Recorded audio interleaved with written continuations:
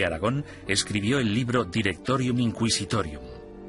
En él describía la tenacidad y el compromiso que debía tener un inquisidor de los siglos XIV y XV, e incluso incluyó una lista práctica de trucos inteligentes utilizados para engañar a los sospechosos para que confesaran.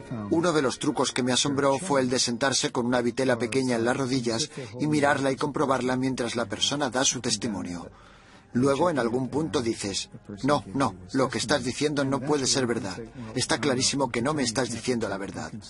Y entonces el sospechoso, sometido al interrogatorio, piensa que lo que tienes es la declaración de otra persona cuando en realidad solo tienes una vitela en blanco.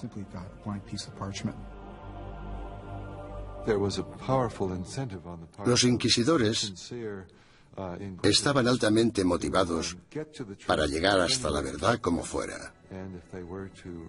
Y si era necesario, pisotear algunos derechos de los acusados, pues se hacía en nombre de la verdad. Existe otro aspecto espeluznante en el trabajo del inquisidor: la tortura. En la Edad Media se consideraba un método aceptable para la detección de mentiras siempre que hubiera razones suficientes para justificarla. En el siglo XX, cuando hablamos de tortura, pensamos en violencia física para obligar a la gente a decir la verdad. En aquel entonces se trataba de un método para averiguar si el acusado estaba diciendo la verdad. Y este era el rol inicial de la tortura. Era un instrumento legal que entraba en juego en un momento dado del caso y bajo unas circunstancias muy específicas. Antes de 1252, la Iglesia prohibía a los inquisidores que utilizaran la tortura en sus investigaciones. Pero tras el asesinato del inquisidor Pedro Mártir en Lombardía a manos de los cátaros, el Papa Inocencio IV abrió la veda y dejó que métodos antiquísimos, en especial la tortura, entraran en la lucha contra la herejía. El oficial o párroco debe obtener de todos los herejes que capture una confesión mediante la tortura, pues de hecho son todos ladrones y asesinos de almas. Papa Inocencio IV. Por lo tanto, la tortura no fue algo inventado por los inquisidores. En este caso, solo seguían los dictámenes de la ley. La tortura se destinaba a dos tipos de prisioneros: los que se negaban a retractarse y los que parecían saber más de lo que contaban. Los inquisidores escogían la técnica de la tortura, pero dejaban el trabajo en manos de torturadores profesionales, expertos en causar dolor. Para empezar, debían describir la tortura a la persona. Luego debían mostrar los instrumentos de la tortura al acusado. Y tras dar 3 o 4 pasos como estos, el acusado sufría alguno de esos métodos de tortura. Sin embargo, dicho acusado podía decir en cualquier momento: ya he tenido suficiente. La estrapada era uno de los métodos de tortura más populares en la Edad Media y el Renacimiento. Las manos del acusado se le ataban a la espalda y a una cuerda que se colgaba de una viga en el techo. En algunas ocasiones se añadían pesos en los pies de la víctima. Una vez izado, se bajaba al prisionero y se le volvía a levantar de un tirón, o se le sacudía violentamente. Los atornilladores de piernas o las prensas de espinillas eran instrumentos mecánicamente más sofisticados para causar dolor. Con cada vuelta de tornillo, más aguda se volvía la presión sobre las piernas del prisionero.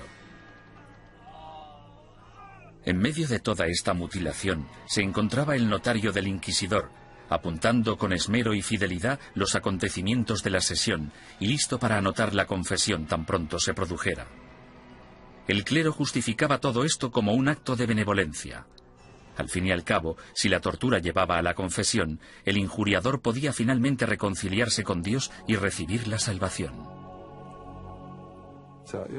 Si la confesión se realizaba durante la tortura, el proceso consistía en liberar al acusado de los instrumentos de tortura y permitir que se recuperara. Luego se le repetía la pregunta para comprobar si el acusado solo se había dejado llevar por el miedo al dolor o si realmente había dicho la verdad. Con todas esas técnicas a su disposición, no resulta sorprendente que los inquisidores fueran convincentes en casi un 90% de los casos. ¿Podía la herejía estar realmente tan extendida? ¿O eran los inquisidores los que utilizaban su poder para asustar a la gente y obligarles a hacer confesiones falsas? En mi opinión, uno de los mayores problemas a la hora de trabajar con los informes de la Inquisición es determinar hasta qué punto podemos creer nada de lo que está escrito en ellos, porque los inquisidores, si querían, podían hacer confesar casi todo a cualquiera. Aunque para los culpables de herejía, lo más temido era el día del juicio. No podías hacer nada para huir de ellos, porque estaban obligados a ejecutarte. Durante los siglos XIII y XIV, los inquisidores papales siguieron su camino por el sur de Europa, recogiendo acusaciones e investigaciones de herejes. Estos sacerdotes se veían como soldados de primera línea de Dios, en guerra por la salvación de las almas, pero dejaban atrás un campo de batalla repleto de bajas. La Inquisición asustaba a los ciudadanos y les obligaba a traicionar a sus amigos y vecinos, destruyendo familias y convirtiendo comunidades pacíficas en una fábrica de mentiras y sospechas. A lo largo y ancho del Sacro Imperio Romano y de los reinos y principados de Europa, los ciudadanos esperaban el Sermo Generalis o el juicio del proceso inquisitorio. Los castigos o penitencias iban desde el azotamiento público al encarcelamiento o a los trabajos forzados. A menudo se obligaba a los convictos a llevar ropa distintiva para hacer pública su vergüenza. Lo habitual es que llevaran una cruz amarilla en sus ropas, una en la parte delantera y otra en la espalda, y tenían que llevarlas siempre que salieran a la calle. No podían ocultarlas con nada, y si se caían se suponía que debían reponerlas. Los que iban marcados con la cruz amarilla se convertían en parias de la comunidad, pero su destino era clemente comparado con las penitencias que sufrían los herejes reincidentes, es decir, los que se retractaban y luego volvían a sus viejas costumbres. Su castigo era la ejecución. El derecho canónico, sin embargo, prohibía a los miembros del clero participar en cualquier juicio de sangre, por lo que los inquisidores entregaban a los herejes condenados a las autoridades civiles. Los inquisidores derramaban algunas lágrimas de cocodrilo y decían algunas palabras con la esperanza de que las autoridades civiles mostraran clemencia con esa gente. Sin embargo, su mayor deseo era que los condenaran a la hoguera. Cuando la Inquisición entregue a los culpables de herejía al poder civil, el magistrado de la ciudad deberá hacerse cargo de ellos en el acto y, en un periodo máximo de 5 días, deberá ejecutar las leyes hechas contra ellos. Papa Inocencio IV, 1252. Una vez completado el juicio Sermo Generalis, las autoridades laicas escoltaban a los condenados hasta un emplazamiento alejado de las calles de la ciudad. Allí los ataban a estacas de madera apuntaladas sobre toneladas de leña. Los inquisidores nunca acudían a estas ejecuciones. Se te permitía hacer la última confesión a un sacerdote si lo deseabas. Sin embargo, puesto que estabas bajo la custodia del poder laico, no podías hacer nada para escaparte de ellos porque estaban obligados a ejecutarte. Quemar en la hoguera es una de las sentencias de muerte más horribles que se puedan imaginar. Las llamas podían tardar horas en consumir por completo al condenado. Si la víctima estaba de suerte o sus familiares eran suficientemente influyentes, entre la leña se colocaba mucha madera húmeda para que generara mucho humo. La muerte por asfixia era preferible a la agonía de quemarse vivo.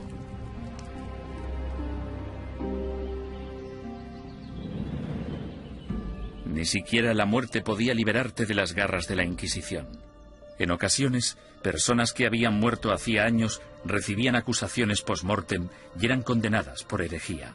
Se saqueaban sus tumbas y se lanzaban sus restos a la hoguera. Desgraciadamente para la familia del fallecido, lo peor aún estaba por llegar. Las autoridades civiles confiscaban automáticamente todas las propiedades de los herejes fallecidos, dejando desvalidos a sus esposas e hijos sin importar su lealtad religiosa. La mañana siguiente a una ejecución a menudo atraía a los coleccionistas de reliquias, basureros que acudían con sacos a barrer las cenizas en busca de piezas de cadáveres. En la mayoría de los casos no se trataba ni de necrófagos ni de locos. Normalmente eran los que creían que aquellos que morían ejecutados eran mártires y merecían ser venerados. Mucha gente pensaba que los herejes eran buenos cristianos y los inquisidores gente malvada, por tanto podía darse un contraataque. El siglo XIV fue testigo del punto más álgido de la campaña de la Inquisición. Gracias a su inmenso poder, la Iglesia combatía la traición con la misma dureza incluso contra sus propios rangos. Cuando un grupo de franciscanos decidió desvincularse de la orden y llamarse a sí mismos franciscanos espirituales, el Papa Juan XXII les acusó de abandonar los ideales de su fundador, San Francisco de Asís, y ordenó a la Inquisición que acabara con ellos. Tras quemar en la hoguera a 4 líderes franciscanos espirituales en Marsella el año 1317, la mayoría de los rebeldes restantes volvieron a la orden original. Durante los 150 años de la Inquisición papal de Gregorio IX, los principales movimientos herejes, los cátaros y los valdenses, fueron virtualmente erradicados de la Europa occidental.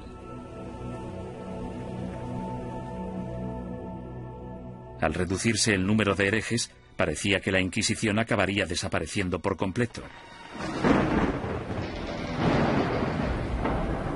Sin embargo, el negocio de la cacería y el castigo de brujas resucitó el proceso con una venganza durante el siglo XIV. Se consideraba herejía, puesto que se creía que para conseguir poderes el hechicero debía renunciar a Dios y a su bautismo. Es decir, que debía romper un contrato y rendir algún tipo de homenaje al diablo para poder conseguir esos poderes. El diablo nunca da nada a cambio de nada. La política corrompió los primeros casos de brujería. En 1307, Francia se encontraba casi en bancarrota tras una serie de fracasos bélicos. Su rey, Felipe el Hermoso, envidiaba las riquezas y las propiedades que poseían los caballeros templarios, una orden de poderosos monjes guerreros que se formó durante la primera cruzada a Tierra Santa. El rey Felipe los acusó falsamente de brujería, y durante los 7 años siguientes se torturaron y encarcelaron o quemaron en la hoguera a miles de templarios por toda Europa. Ningún historiador moderno cree que los templarios fueran objetivamente culpables de los cargos que se les imputaron: sodomía, adoración al diablo, herejía, etcétera, etcétera. En mi opinión, esto fue una verdadera manipulación cínica del proceso por parte de Felipe el Hermoso, y supone uno de los ejemplos más espeluznantes de hasta qué punto podían llegar a pervertirse los procedimientos inquisitoriales. Un siglo después, tras su triunfo sobre los ingleses en Orleans, Juana de Arco fue capturada y encarcelada por sus enemigos, que temían su creciente poder político. La entregaron al Tribunal Inquisitorial, organismo que utilizaron como instrumento en su contra. Los que acusaban a Juana defendían que las voces, que ella consideraba su inspiración, eran las voces del diablo, y que sus premoniciones eran brujería. Juana fue condenada y murió en vehemente agonía. La nueva herejía de brujería diabólica parecía muy peligrosa tanto para la Inquisición como para las autoridades civiles, y engendró el manual práctico más relevante e influyente de todos. Publicado en 1486, Malleus Maleficarum, o el martillo de las brujas, proporcionaba apoyo teológico, consejos legales y varias técnicas para acusar, torturar y sentenciar a las brujas. Se trata de un documento infame, puesto que crea la imagen arquetípica de la mujer bruja, además de ser una de las obras de todo el mundo literario que muestra más abiertamente su misoginia. Cuando una mujer piensa por sí misma, solo piensa en cosas malas. Como son más débiles de cuerpo y alma, no resulta sorprendente que puedan sucumbir al hechizo de la brujería. Toda brujería procede de la lujuria carnal que en las mujeres es insaciable. Malleus Maleficarum. La historia ha demostrado que uno de los autores de Malleus Maleficarum, un inquisidor de nombre Heinrich Kramer, tenía ciertos problemas para controlar su propia insaciable lujuria carnal. En el año 1485, Kramer fue acusado de llevar a cabo una inquisición en la región de Innsbruck, lo que ahora es Austria. Él mismo se buscó los problemas porque la mayoría de los interrogados eran mujeres y las preguntas tenían relación con sus actividades sexuales. Alarmado por la manifiesta obsesión sexual de Kramer, el obispo ordenó que destituyeran al inquisidor y que liberaran a todos sus prisioneros. 2 años más tarde apareció Malleus Maleficarum. Nació de la frustración de Kramer por la experiencia de Innsbruck y de la furiosa misoginia que sufría. Durante los siguientes 200 años, el Malleus Maleficarum se convirtió en un bestseller y llegó a ser publicado en 4 lenguas distintas. Estaba destinado a convertirse en la principal fuente de inspiración de los cazadores de brujas laicos, católicos y protestantes que aterrorizarían Europa y Norteamérica durante los siglos XVII y XVIII. Durante el siglo XV, sin una nueva política ni postura por parte del papado, la Inquisición empezó a desvanecerse poco a poco. Por lo general, los tribunales inquisitoriales se mantenían en activo solo si un inquisidor en particular quería seguir persiguiendo la herejía. Si no quería, no pasaba nada. Y así fue como los tribunales fueron perdiendo fuerza. Sin embargo, en España, la astucia política del rey y la devoción de la reina se apoderaron del proceso inquisitorio e hicieron que su aterrador poder recayera en su propia gente. El número de personas que se quemaban vivas en una misma hoguera era pasmoso, incluso para los estándares actuales.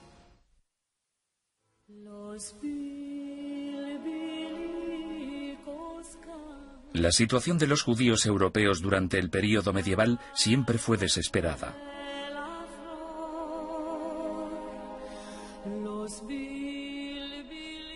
Expulsados de una nación tras otra, a partir del siglo IV, algunos finalmente se establecieron en España. Prosperaron viviendo y trabajando en relativa armonía tanto con musulmanes como con cristianos. Pero a finales del siglo XIV, una serie de problemas económicos y levantamientos sociales despertaron antiguos prejuicios. En las décadas de 1380 y 1390, amotinamientos en contra de los judíos provocaron el incendio de sinagogas y el asesinato de miles de judíos. La solución de las autoridades españolas fue expulsar del país a todos los judíos que no se convirtieran al cristianismo. Muchos decidieron marcharse, otros, sin embargo, hartos de una persecución sin fin, optaron por abandonar la religión de sus antepasados para poder quedarse en España. La conversión en masa de los judíos el año 1391 en España es casi única en la historia judía. En muy pocas ocasiones se había conseguido que tantos judíos se convirtieran al mismo tiempo junto con sus rabinos y sus riquezas. Esto redujo en gran número la población de judíos en España. Debido, al menos en parte, a su antigua ética cultural de escolarización y esfuerzo continuo, estos nuevos cristianos, llamados conversos, prosperaron durante las décadas siguientes. Como judíos habría sido ilegal que realizaran ciertos trabajos o que ocuparan ciertas posiciones en el gobierno. Sin embargo, como cristianos las posibilidades abundaban. Desde los inicios de la historia de la conversión de los judíos, tenemos a conversos obispos, conversos ministros, conversos líderes financieros. Tenemos conversos ocupando las más importantes posiciones de la sociedad cristiana, porque esa era la ventaja de convertirse. Y fue precisamente esto lo que pudo originar las objeciones de los otros cristianos, que recelaban de la creciente relevancia de esa gente que anteriormente había sido judía. En tan solo unas pocas generaciones, miembros de la Iglesia Católica de España empezaron a acusar a estos nuevos cristianos de practicar secretamente la religión judía mientras mantenían una fachada apropiadamente cristiana. Este fenómeno judaizante era en parte verdad, puesto que algunos conversos, aunque se autoproclamaban cristianos, mantenían costumbres que habían heredado de sus antecesores. La dimensión de la llamada actividad judaizante era más de carácter cultural que religiosa.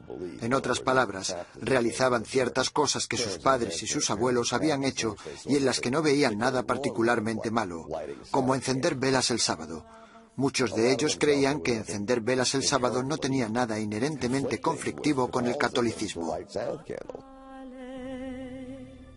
Su condición de cristianos bautizados también significaba que si se intuía de cualquier modo que recaían en el judaísmo, podían ser acusados de herejía. Fue precisamente esta trágica ironía la que les condujo hacia su destrucción. Con el matrimonio en 1469 de Fernando de Aragón e Isabel de Castilla, se unieron los dos reinos más poderosos de la península ibérica. Los consejeros dominicanos de Isabel pronto la convencieron de que la actividad judaizante suponía una amenaza mortal para el catolicismo en España y que una inquisición podría ser la única solución. Si el clero pedía una inquisición, no era solo porque fueran fanáticos, sino porque sabían perfectamente que detrás de ellos tenían a muchos seguidores muy fieles que tenían conciencia del problema tal y como lo percibían. El rey Fernando, astuto estratega político, vio que una alianza con la Iglesia Católica podía beneficiar a España en muchos sentidos. Aparentemente, Fernando tenía otros planes en mente. Apoderarse de las riquezas de los conversos. Había grandes cantidades de dinero esperando, encerradas en los cofres de los poderosos conversos, comerciantes y nobles. Y Fernando se propuso hacerse con ellas y lo consiguió. El primer paso del rey Fernando fue ponerse en contacto con el Papa y expresarle su preocupación por el problema judío de España. Es enorme el daño que los cristianos sufren con el contacto, las relaciones y la comunicación con los judíos, que siempre intentan de un modo u otro seducir a los leales cristianos y apartarlos de nuestra santa fe católica. Fernando el Católico. Bajo la presión del insistente rey español, el Papa Sixto IV emitió una bula papal que instauraba una inquisición para erradicar la depravación hereje en España y que iba dirigida a los conversos judíos. Esta nueva Inquisición española fue algo completamente distinto a todos los demás tribunales inquisitoriales anteriores. Sus normas garantizaban que el rey Fernando, y no el Papa, controlaba todos y cada uno de los aspectos de sus actividades.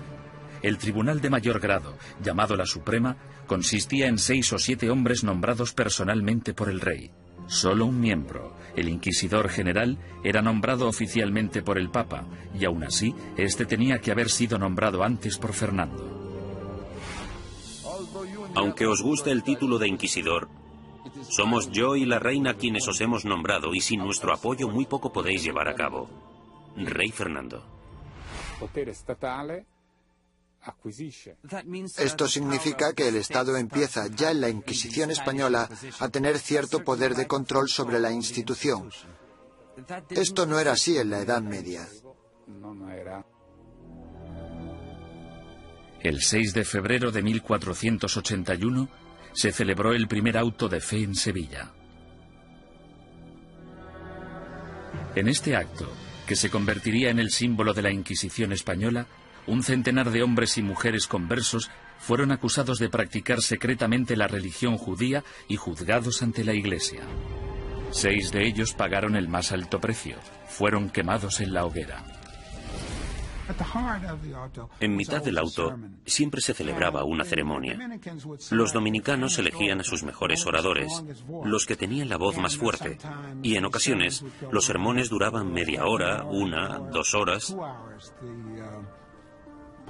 Los participantes eran despojados de toda dignidad. Se les afeitaba la cabeza, desnudaban a las mujeres y a los hombres, se afeitaban